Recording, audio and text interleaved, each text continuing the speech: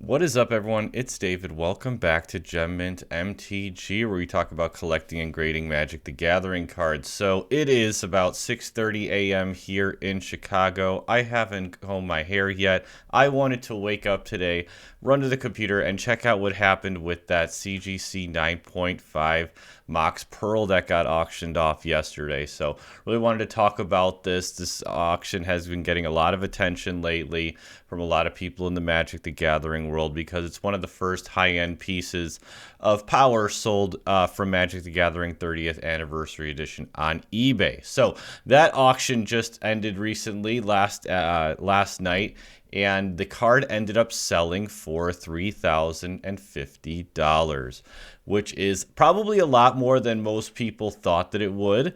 I think that the general consensus is that this card was way overpriced, that this is not a $3,000 card, and that it might have even been shill bidded up to $3,000. So I'm going to talk with you now about why I do not believe that is the case and why this card selling for this price is not really unexpected at all.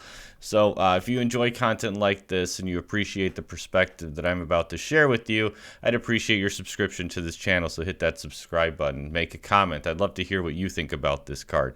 So this card sold for $3,050. Now, what do we know about 9.5s?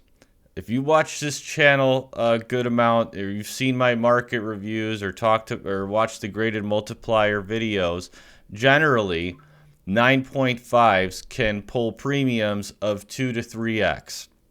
Now, in addition to being a 9.5, this is a 9.5 quad.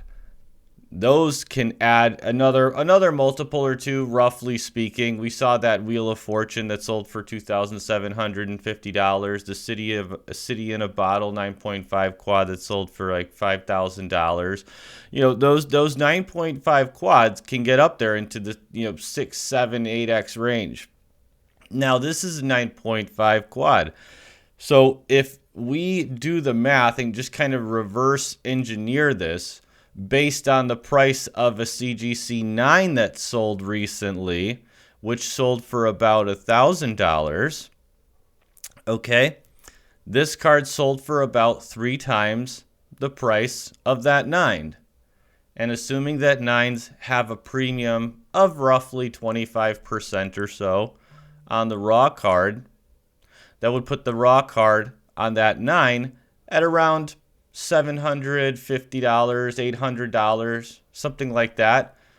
So when you look at it from that perspective, assuming this is let's call it an $800 card that in 9 condition can sell for $1,000 and in 9.5 quad condition can sell for $3,000 at a 3x multiple, it's not really out of the ordinary. Everybody thought these Moxes were going to be worth $500 to $1,000.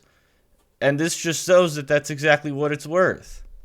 $500 to $1,000. It kind of, depends how you define the multiple and all that stuff. But, I think it's safe to say that if you reverse engineer the math like that, it puts it between a $500 and $1,000 card, assuming that a 9.5 quad can sell for, 2, 3, 4x the price of the raw card and 3 times the price of the card in 9 condition. So I thought that was interesting, an interesting way to look at it. And honestly, I'm not into this card at this price. I would much rather have a played condition Mox Pearl from Unlimited for around $3,000 than a graded 30th Anniversary Edition. That's my personal opinion. But I just wanted to kind of put it out there that the price that this card sold for is not out of the ordinary at all. In fact, this is exactly what I would expect a 9.5 quad to sell for. If someone came to me and said, "Hey, I've got a card. It's worth about $500 to $1,000, but I've got it in 9.5 quad," I'd probably tell him to try to sell it for $2-3 grand. Okay? And the fact that this is it just came out, it's hot, everybody's talking about it, it's a hot card, it's a hot auction, it's got a lot of attention. And I'm not surprised at all. I don't think it was shill bidding. I don't think these were fake bids and all that crap. Like, no, it's Occam's razor. This is probably not. I don't think this is like some elaborate scheme by wizards to bid up some random Kid Icarus eBay auction. It just, that doesn't make any sense.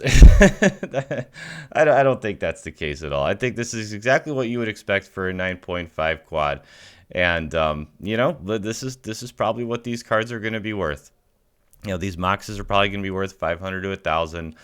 If you go off the price difference between Moxes and dual lands, probably puts the dual lands between $100 to $200. Maybe the Underground Seas $300-400, something like that. Which is, I think, is kind of what we all expected on these cards. So, anyway, thanks for watching. Appreciate you. If you're not already a subscriber here, hit that subscribe button and join in the fun, because we're going to be talking about this kind of stuff all the time here on Gem Mint MTG. All right, I got to go get my day started. I got to get to work. You all have a great day. Till next time, have a great one.